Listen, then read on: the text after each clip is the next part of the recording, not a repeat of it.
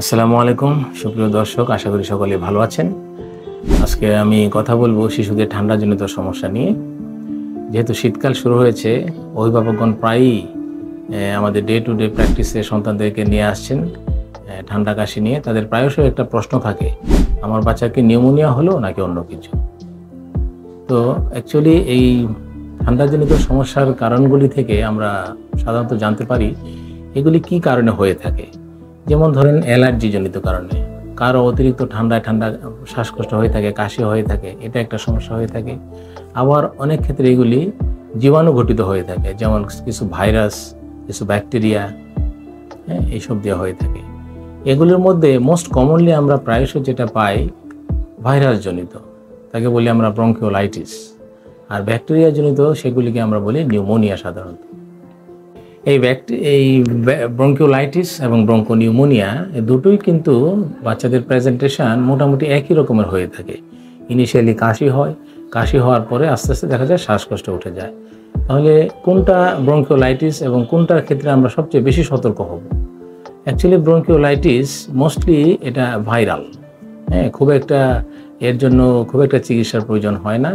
সাধারণত দেখা যায় যে আপনি যদি সিম্পল কিছু ব্রঙ্কোডাইলেটর অথবা কিছু অ্যান্টিহিস্টামিন এগুলি দিয়ে থাকেন, এগুলিতে তারা, যদি বাচ্চার ইমিউনিটি সিস্টেম খুব ভালো থাকে, এগুলিতে তারা সেরে যায়।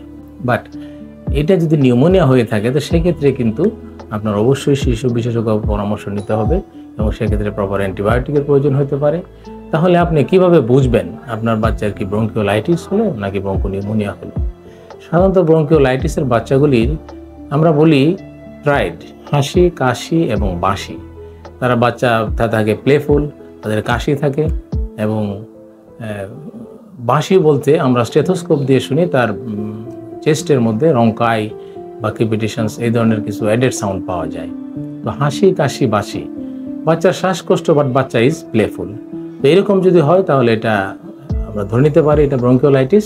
সেক্ষেত্রে অ্যান্টিহিস্টামিন জাতীয় কিছু ওষুধ দিতে পারেন এবং ব্রঙ্কোডাইলেটর জাতীয় কিছু ওষুধ দিতে পারেন।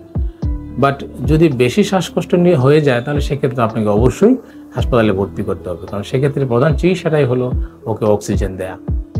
ইনশাল্লাহ কিছুদিন, দু একদিন এই সাপোর্টিভ চিকিৎসা দিলেই বাচ্চা সেরে যায়। নিউমোনিয়ার ক্ষেত্রে বাচ্চাগুলি কিন্তু খুবই টক্সিক থাকে। টক্সিক মানে বাচ্চাগুলি দেখে খুবই অসুস্থ মনে হয়, তাদেরকে শ্বাসকষ্ট থাকে, কাশি থাকে। তো সেক্ষেত্রে কিন্তু আপনাকে অবশ্যই বিশেষজ্ঞ ডাক্তারের পরামর্শ নিতে হবে। কোনো ক্ষেত্রে দেখা যায় হসপিটালাইজেশনও করা লাগতে পারে। তো মোস্ট অফ দ্য কেসেস আপনি যদি খুব আর্লি ডাক্তারের কাছে নিয়ে আসেন, তো প্রপার অ্যান্টিবায়োটিক এবং আদার সাপোর্টিভ ম্যানেজমেন্টে সে কিন্তু সুস্থ হয়ে যায়। আরেকটা কথা মনে রাখতে হবে, এই শ্বাসকষ্টজনিত সমস্যা বাচ্চাদেরও কিন্তু বড়দের মতো অ্যাজমা হয়ে থাকে। আমরা বলি চাইল্ডহুড অ্যাজমা বা চাইল্ডহুড অ্যাজমা আমরা বলে থাকি সাধারণত। তো অথবা অনেক সময়কে রিকারেন্ট হুইজি চাইল্ড, এইসব নামেও আগে বলা হয়ে থাকতো। তো সেক্ষেত্রে মোস্ট কারণ কিন্তু অ্যালার্জেন, যেমন ঠান্ডা। যদি বাচ্চা অতিরিক্ত ঠান্ডার সংস্পর্শে যায়, তার কিন্তু সেই কন্ডিশনটা বেড়ে যেতে পারে। তো সেক্ষেত্রে আমাদের প্রতিকার হলো mainly avoidance of that allergen. যে বিষয়টাতে বাচ্চার প্রতি অ্যালার্জি রয়েছে, সে থেকে তাকে বিরত রাখতে হবে। আমরা বলি ধুলাবালি, ধোঁয়া এবং ঠান্ডা, ধুলাবালি, ধোঁয়া, ঠান্ডা, এগুলি থেকে আমরা বাচ্চাকে বিরত রাখবো। ধুলাবালি, বাচ্চা বাইরে গেলে হয়তো মাস্ক পরতে পারে সে। ঠান্ডা বলতে সে, আমরা বলি কখনো ফ্রিজের জিনিস খাবেন না, আইসক্রিম খাবেন না। এবং ঘরে আরেকটা কমন জিনিস আমরা প্রায়শই লক্ষ্য করি, মশার জন্য কিন্তু আমরা কয়েল ইউজ করে থাকি, মশার কয়েল, মসকিটো কয়েল।